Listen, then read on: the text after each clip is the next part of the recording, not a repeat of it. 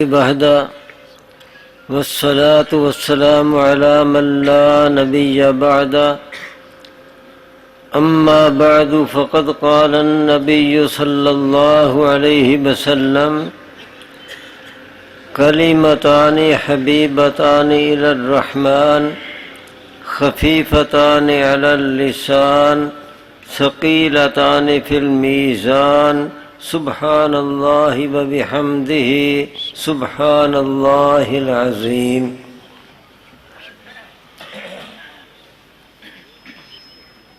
میں سب سے پہلے دور حدیث سے فارغ ہونے والے طلباء اور اسی طرح جن خوش نصیب طالب علموں نے اس سال مشکوٰۃ شریف مکمل پڑھی اور آئندہ سال وہ بھی دور حدیث میں شرکت کریں گے، اللہ تعالیٰ ان کو بھی حدیث شریف کی پوری کتابیں پڑھنے کی توفیق عطا فرمائیں گے، ان کو، ان کے والدین کو، ان کے خاندان کو۔ بالخصوص اس مدرسے کے شیخ الحدیث حضرت مفتی محمد اسماعیل صاحب زیدہ مجدہ، حضرت قاری محمد یعقوب صاحب، مفتی اسماعیل صاحب، مولانا اسماعیل صاحب اور اسی طرح دیگر اساتذہ، اور ہمارے بھائی حاجی سعید ابراہیم صاحب، خواجہ عبید صاحب، جو بھی اس مدرسے کے معاون ہیں، تو سب کو مبارکباد۔ اللہ تعالیٰ ان کی یہ خدمات اپنی بارگاہ عالیہ میں قبولیت تامہ کے ساتھ قبول فرمائے اور اس سے بھی زیادہ خدمت کرنے کی ہمت توفیق عطا فرمائے۔ میں ساتھ ہی ان حضرات کا شکریہ بھی ادا کرتا ہوں کہ ان حضرات نے یہ پروگرام منعقد کر کے اور مشکوٰۃ شریف کا آخری سبق اور اسی طرح صحیح بخاری شریف کا آخری حدیث کا سبق اس میں ہمیں بھی شریک کرنے کی سعادت بخشی۔ اللہ ان کو اپنی شایان شان جزائے خیر عطا فرمائے۔ جتنے مجمع میں شرکاء ہیں سب اپنی سعادت سمجھیں اور ان کا شکریہ بھی ادا کریں۔ ہم ان کے شکر گزار ہیں کہ انہوں نے اس حدیث شریف کے آخری سبق میں ہم سب کو اس کے ثواب میں شریک کر لیا۔ امام بخاری رحمۃ اللہ نے منعقد کر کے ہمیں آخرت کی طرف متوجہ کیا کہ ان مضامین سے اصل مقصود ہے آدمی کے اندر جذبہ عمل پیدا کرنا۔ اگر جذبہ عمل ہو تو عمل کی توفیق ہوتی ہے، اور اگر دل کے اندر عمل کرنے کا جذبہ نہ ہو، عمل کرنے کا شوق نہ ہو، عمل کرنے کی ہمت نہ ہو، تو پھر آدمی جاننے کے باوجود عمل نہیں کرتا۔ کون سا ایسا مسلمان ہے جس کو نماز کے فرض ہونے کا پتہ نہیں؟ سب مسلمانوں کو پتہ ہے کہ نماز فرض ہے، 5 وقت کی نماز فرض ہے، لیکن آپ دیکھ لیں کہ کتنے مسجد کے اندر نمازی ہوتے ہیں، جب اذان ہوتی ہے تو بازار میں کتنے ہوتے ہیں، گھروں کے اندر کتنے ہوتے ہیں، محفلوں مجلسوں کے اندر کتنے ہوتے ہیں، اور پھر مسجد کے اندر کتنے ہوتے ہیں، کوئی تناسب بھی نہیں۔ حالانکہ ان کو پتہ ہے کہ نماز فرض ہے، اور سب سے پہلے نماز کے بارے میں ہی سوال ہوگا، لیکن نماز پڑھنے والے کتنے ہیں؟ یہ صرف اس لیے کہ علم تو ہے، پتہ ہے کہ نماز فرض ہے، لیکن دل میں جذبہ عمل نہیں، عمل کرنے کا شوق نہیں، عمل کرنے کی ہمت نہیں، غفلت دل کے اندر آ گئی۔ اس کی وجہ سے جاننے کے باوجود عمل نہیں ہو رہا۔ تو امام بخاری رحمۃ اللہ علیہ نے یہ آخری باب جو قائم کیا تو آخرت کی طرف متوجہ کیا، فکر آخرت پیدا کرنا چاہتے ہیں اور جتنا کسی کے اندر فکر آخرت ہوگا، آخرت کی طرف اس کی توجہ ہوگی، اتنا ہی اس کے اندر عمل کرنے کا جذبہ پیدا ہوگا۔ بالخصوص آخرت میں جو جنت اور دوزخ کے بارے میں فیصلہ ہوگا، کون جنت میں جائے، کون دوزخ میں جائے، جنتی کون، دوزخی کون، کامیاب کون، ناکام کون، تو اس فیصلے کی جو صورت ہوگی اس باب کے اندر امام بخاری رحمۃ اللہ نے وہ بھی ذکر کی۔ تو آخرت کی طرف توجہ، اور پھر آخرت میں یہ جو فیصلے کی صورت ہوگی اس کو بھی جب سامنے رکھا جائے تو اور زیادہ پھر عمل کرنے کا جذبہ پیدا ہو جاتا ہے۔ فیصلہ کرنے کی کیا صورت ہوگی؟ تو یہ قرآن کریم کے اندر بھی بتایا گیا اور حدیث پاک میں بھی۔ قرآن کریم کی یہ آیت ہے وَنَزَعُ الْمَوَازِينَ الْقِسْطَ لِيَوْمِ الْقِيَامَةِ فَلَا تُظْلَمُ نَفْسٌ شَيْئًا۔ اللہ جل شانہ فرماتے ہیں کہ ہم قیامت والے دن ترازو لگائیں گے، ترازو رکھیں گے، کیوں؟ القسط، انصاف کرنے کے لیے ترازو لگائیں گے، انصاف کرنے کے لیے۔ اور یہ ترازو جو لگے گا انصاف کرنے کے لیے تو اس ترازو میں تولا کیا جائے گا؟ ترازو میں کیا تولا جائے گا؟ تو امام بخاری رحمۃ اللہ علیہ نے بتا دیا ان اعمال بنی آدم وقولہم یوزن، بنی آدم کے اعمال اور ان کے اقوال یہ تولے جائیں گے۔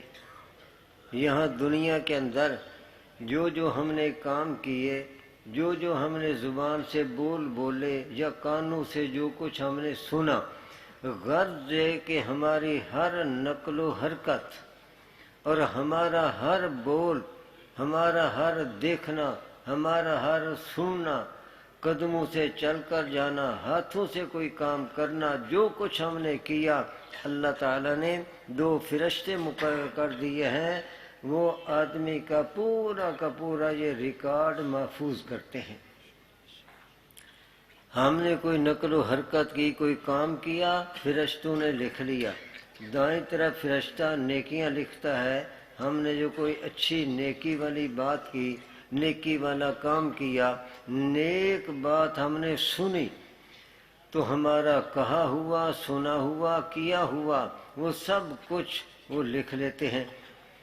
اسی طریقے سے بائیں جانب اللہ تعالیٰ نے ایک فرشتہ مقرر کر دیا، جب کوئی زبان سے کسی کے گناہ والی بات نکلتی ہے، گناہ والی بات سنتا ہے، غیبت کی یا غیبت والی باتیں سنی، کسی پر بہتان لگایا یا بہتان والی باتیں سنی، جھوٹ بولا یا جھوٹ سنا، یہ بھی گناہ ہے۔ جھوٹ جیسے بولنا گناہ ہے، سننا بھی گناہ ہے۔ پتہ چل جائے کہ یہ جھوٹ ہے، وہ سنے بھی نہیں، یا کوئی اس نے گناہ والا کام کیا تو سب کچھ لکھ دیا جاتا ہے، اور جو لکھا جاتا ہے اسی کا نام ہوتا ہے اعمال نامہ۔ اور قیامت والے دن اعمال نامے کے اعتبار سے 2 قسم کے لوگ ہوں گے۔ سورۃ واقعہ میں جن کا ذکر کیا گیا اور بھی کئی پاروں میں، اصحاب الیمین، اصحاب الشمال۔ کچھ خوش نصیب وہ ہوں گے کہ جن کو اعمال نامہ دائیں ہاتھ میں ملے گا اور سامنے سے، اور کچھ بد نصیب ایسے بھی ہوں گے جن کو اعمال نامہ ملے گا بھی بائیں ہاتھ میں اور سامنے سے نہیں، کمر کی طرف سے، پیچھے سے۔ اور ترازو جو لگے گا تو اس میں ہمارے یہ زندگی بھر کے اعمال، اقوال جو محفوظ ہوں گے ان کو تولا جائے گا، اور وہ اس طریقے سے ہمارے اعمال محفوظ ہو رہے ہیں، اقوال محفوظ ہو رہے ہیں، ہمارا ہر چھوٹا بڑا کام، چھوٹی بڑی بات، کہی ہوئی سنی ہوئی وہ محفوظ ہو رہی ہے۔ اور قیامت والے دن جب یہاں دنیا کے کیے ہوئے کام، کہی ہوئی باتیں جب اس کے سامنے آئیں گی، کچھ بھی تو اس میں چھوٹا ہوا نہیں ہوگا، تو وہ پکار اٹھے گا ما لہذا الکتاب لا یغادر صغیرۃ ولا کبیرۃ الا احصاها ووجدوا ما عملوا حاضرا۔ اللہ، کیا ہے اس اعمال نامے کا حال کہ اس نے نہ کوئی میرا چھوٹا کام چھوڑا، نہ کوئی بڑا کام چھوڑا، نہ کوئی چھوٹی بات نہ بڑی بات، ایک ایک گن کر میرے سامنے رکھ دیا اور سب کچھ وہاں پر موجود کر دیا۔ تو وہ اعمال اور اقوال تولے جائیں گے۔ اب تولنے کا پھر آگے نتیجہ کیا ہوگا وہ بھی قرآن کریم نے بتایا، فمن ثقلت موازینہ فاولئک هم المفلحون ومن خفت موازینہ فاولئک الذین خسروا انفسهم بما كانوا بآیاتنا یظلمون۔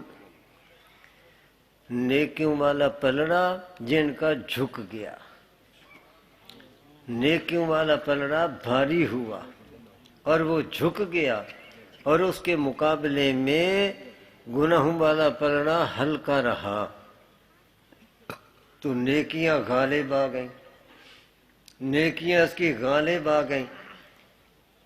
تو جن کے نیکیوں والے پلڑے جھک گئے اور یہ بوجھل اور بھاری ہو گئے، اولئک هم المفلحون، ان کو کامیابی کا پروانہ مل جائے گا۔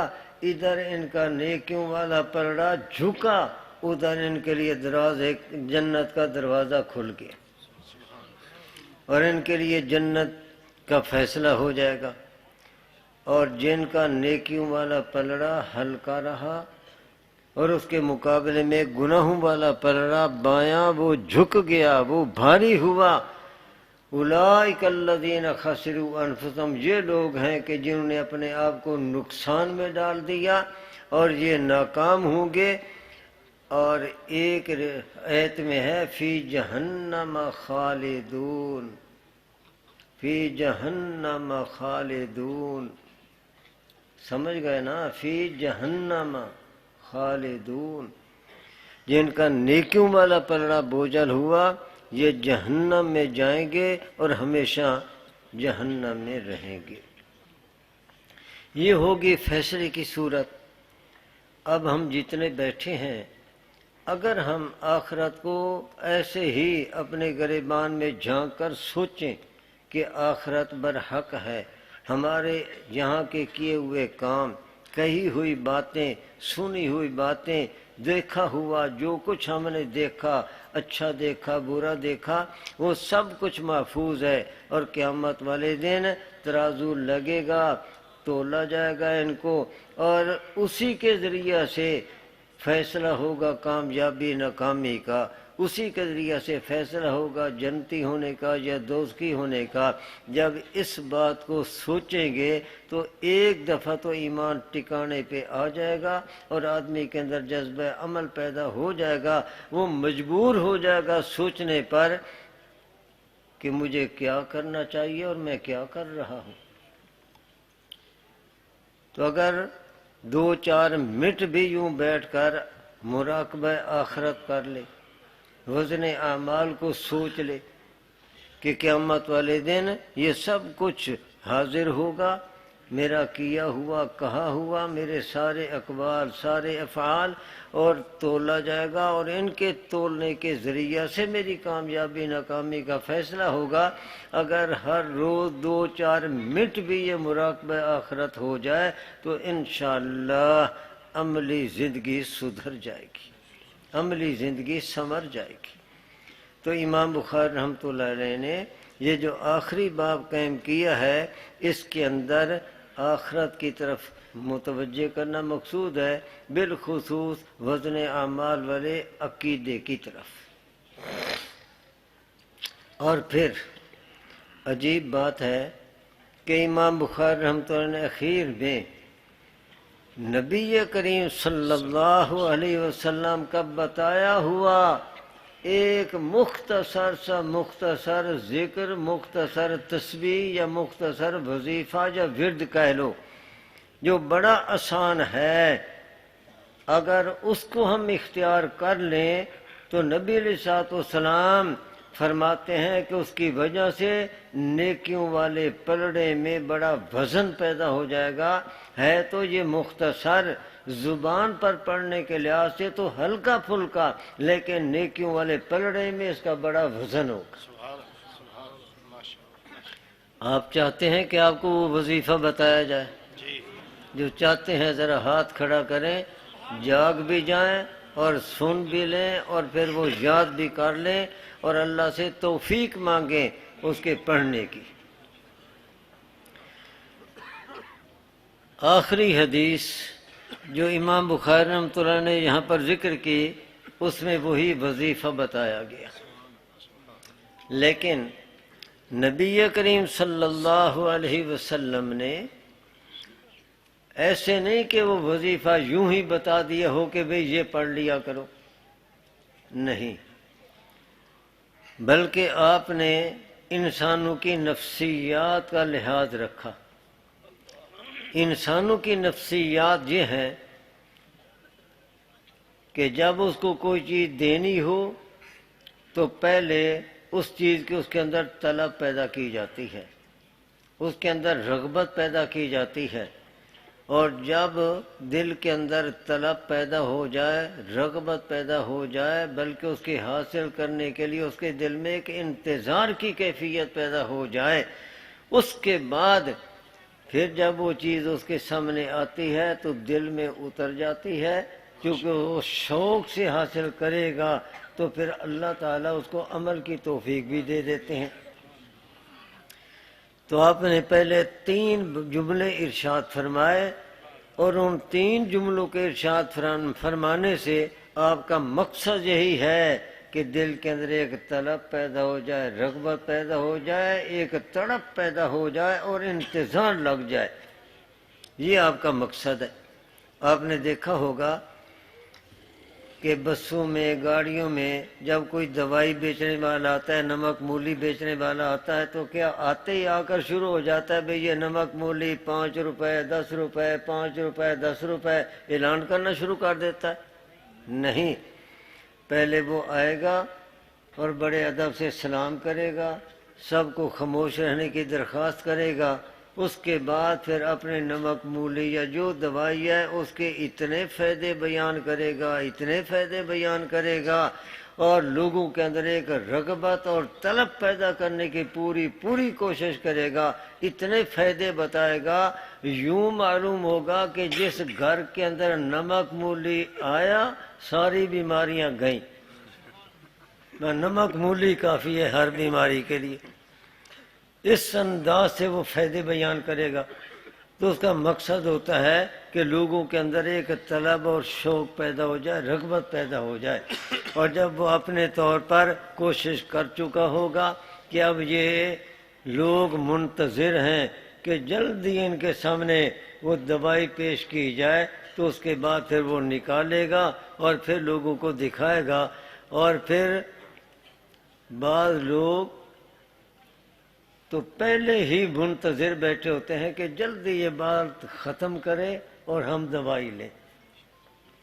تو نبی علیہ السلام نے انسانوں کی اسی نفسیات کا لحاظ کرتے ہوئے پہلے 3 باتیں ارشاد فرمائیں، یہی طلب اور رغبت پیدا کرنے کے لیے.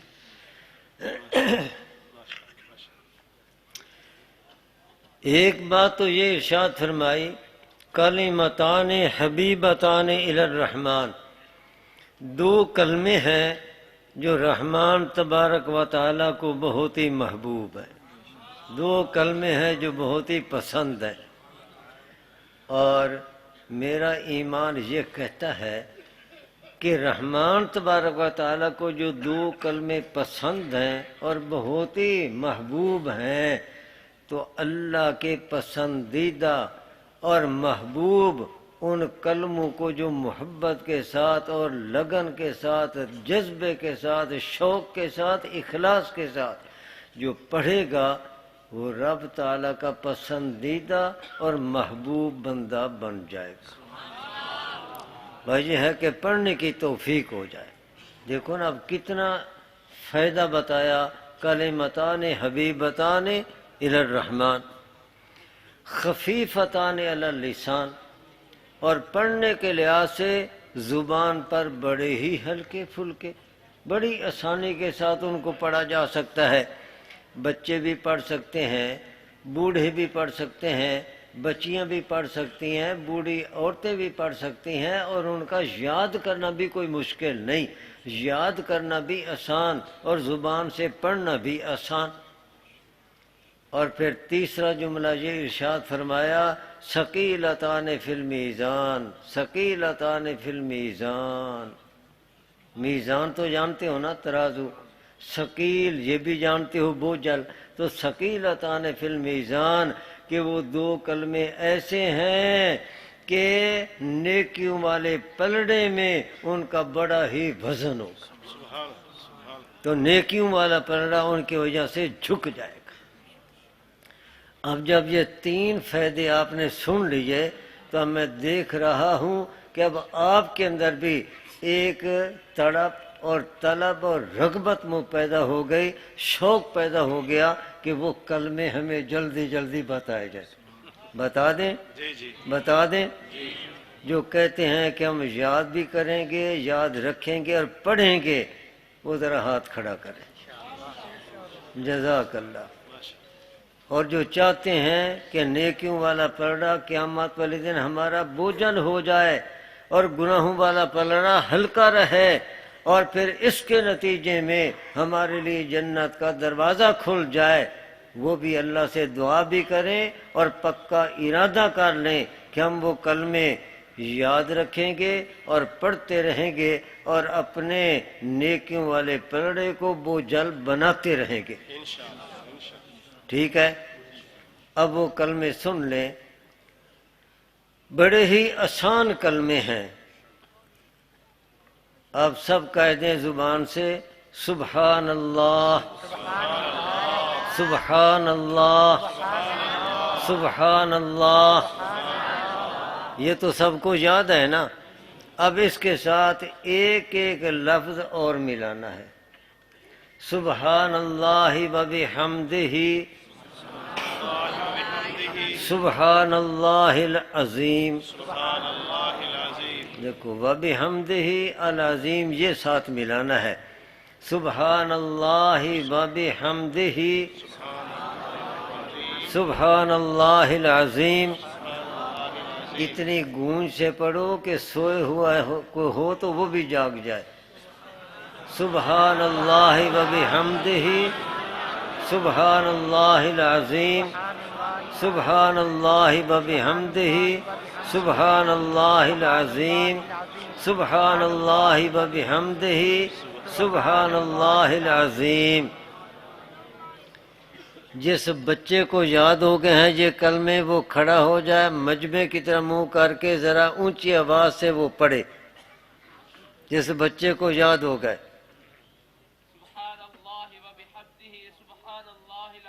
شاباش۔ ایک جوان آدمی کھڑا ہو جائے، کوئی جوان بھی پڑھ دے،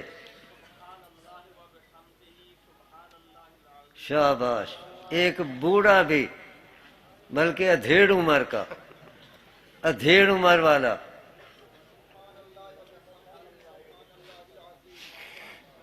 اور ایک بوڑھا بھی، کوئی بوڑھا بھی، شاباش۔ ہاں جی،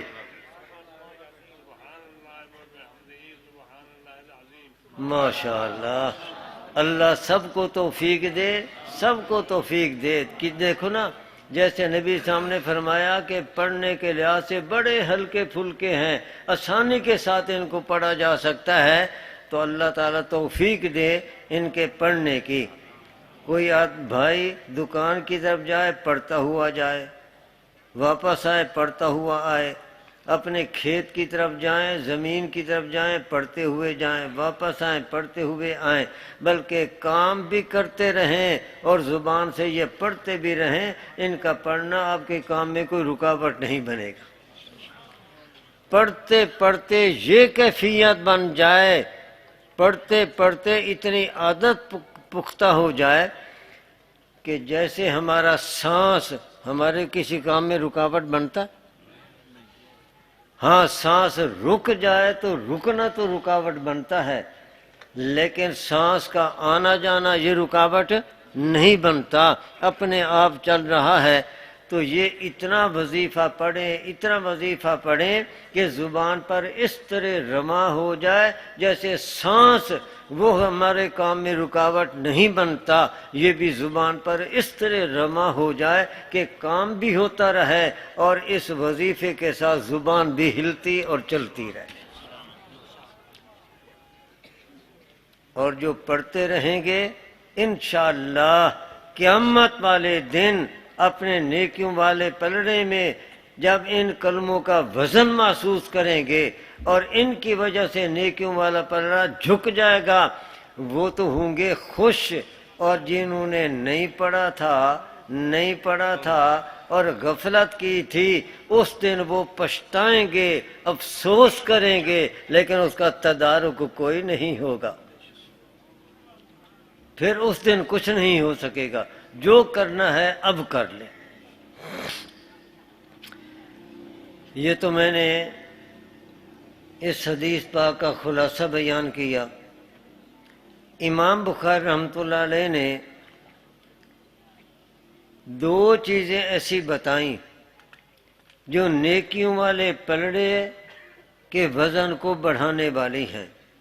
ایک تو یہ اخیر میں بتا دیا وظیفہ سبحان اللہ و بحمدہ سبحان اللہ العظیم، اور صحیح بخاری کے شروع میں انما الاعمال بالنیات، یہ سب کو تقریباً حدیث یاد ہوتی ہے کہ عملوں کا درومدار نیتوں پر ہے، اعمال کا درومدار نیت پر ہے، یہ حدیث نقل کی۔ تو جیسے یہ وظیفہ نیکیوں والے پلڑے کا وزن بڑھانے کا ذریعہ ہے، اسی طریقے سے اس سے بھی زیادہ اخلاص کی وجہ سے، نیک نیتی کی وجہ سے، تصحیح نیت کی وجہ سے بھی عمل کے اندر وزن پیدا ہو جاتا ہے، عمل کی قیمت بڑھ جاتی ہے۔ چھوٹا سا عمل ہو، معمولی عمل ہو، لیکن اگر اخلاص کے ساتھ، صحیح نیت کے ساتھ اگر کیا جائے تو پھر وہ معمولی عمل معمولی نہیں رہتا، وہ غیر معمولی بن جاتا ہے۔ اور اگر کوئی عمل تو بہت بڑا کیا جائے، بڑا چڑھا کر کیا جائے، لیکن اخلاص نہ ہو، صحیح نیت نہ ہو، تو پھر وہ بڑا عمل بھی اللہ تعالیٰ کے ہاں ذرہ کے برابر بھی نہیں، اس کی کوئی قیمت نہیں۔ تو اللہ تعالیٰ کے ہاں عمل کا جو وزن ہے اور عمل کی جو قیمت لگتی ہے، اللہ تعالیٰ کے ہاں قدر و قیمت ہوتی ہے، وہ ہے اخلاص اور صحیح نیت کی وجہ سے۔ چنانچہ حدیث پاک میں آتا ہے، پیارے پیغمبر صلی اللہ علیہ وسلم نے ارشاد فرمایا کہ اگر میرے بعد کے جو لوگ آنے والے ہیں ان میں سے کوئی اونٹ پہاڑ کے برابر سونا خرچ کر دے، اونٹ پہاڑ جنہوں نے دیکھا ہے وہ یوں سمجھ لیں اس کو دگنا کر لیں۔ نبی علیہ السلام کے زمانے کا اونٹ پہاڑ وہ تو بہت لمبا چوڑا تھا، اب تو کٹاؤ ہو کر یہ چھوٹا ہو گیا۔ تو اونٹ پہاڑ کے برابر سونا خرچ کرے۔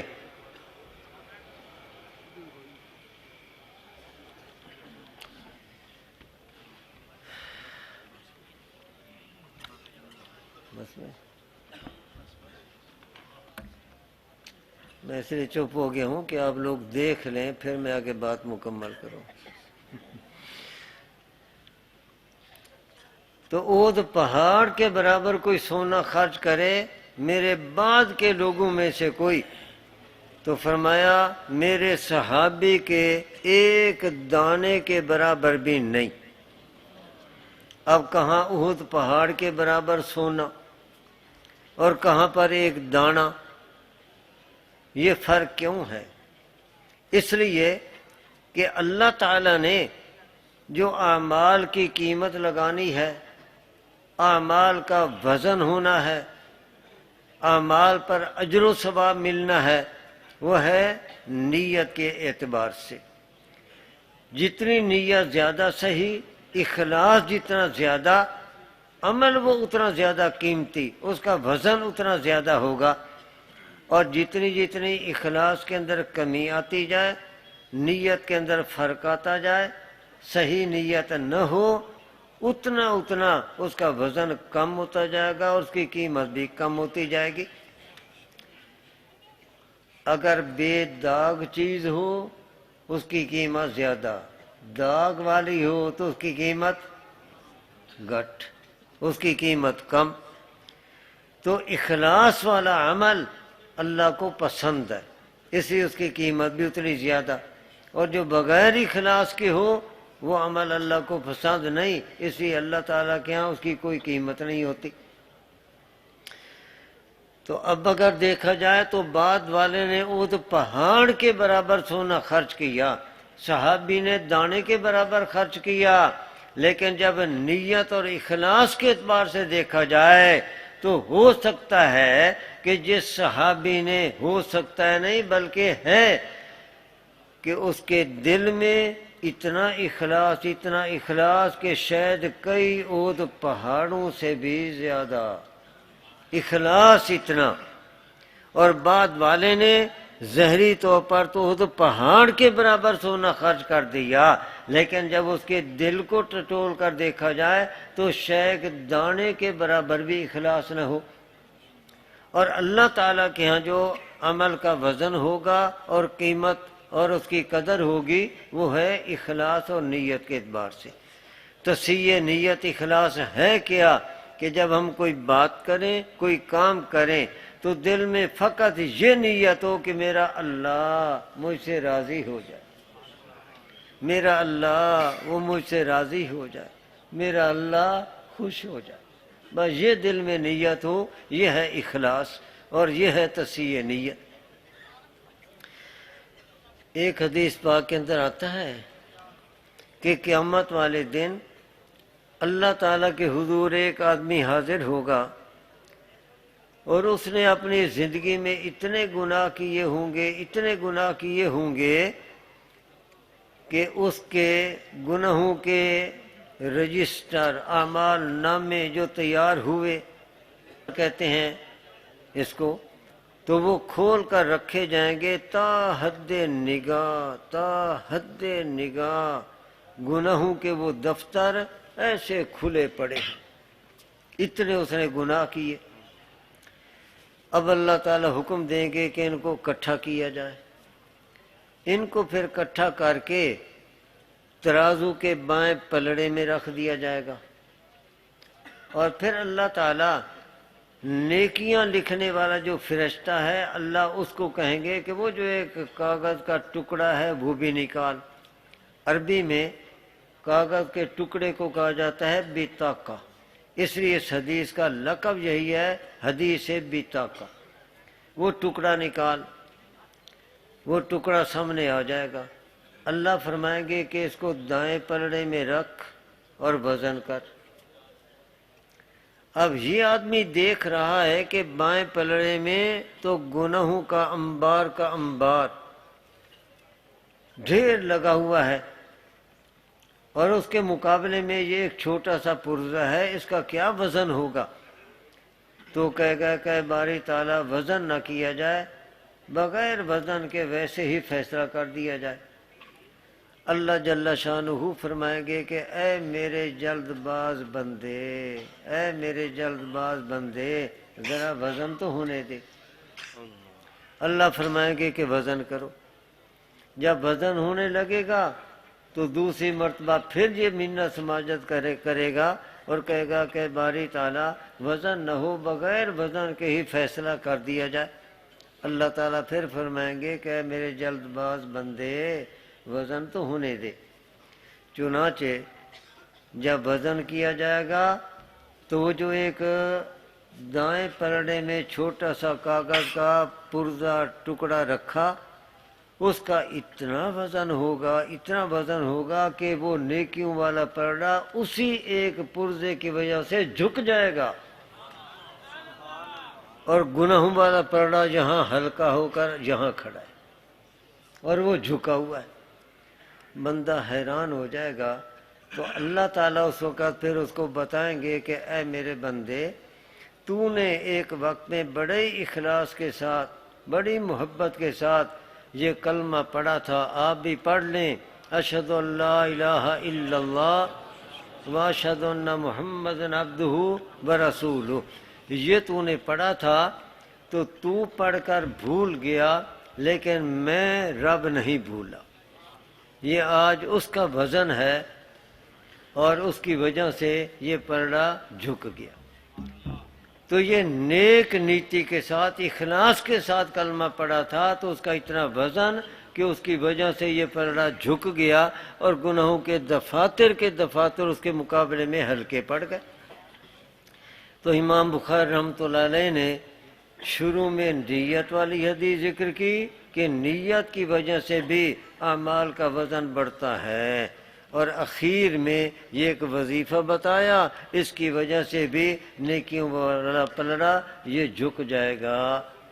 یہ ہے امام بخاری رحمۃ اللہ علیہ کے شروع اور اخیر دونوں میں مناسبت بھی، کہ دونوں میں قیامت والے دن جو اعمال اقوال تولے جائیں گے تو نیکیوں والے پلڑے میں دو چیزوں سے وزن زیادہ بڑھے گا، ایک اخلاص کی وجہ سے اور دوسرا اس وظیفے کے پڑھنے سے۔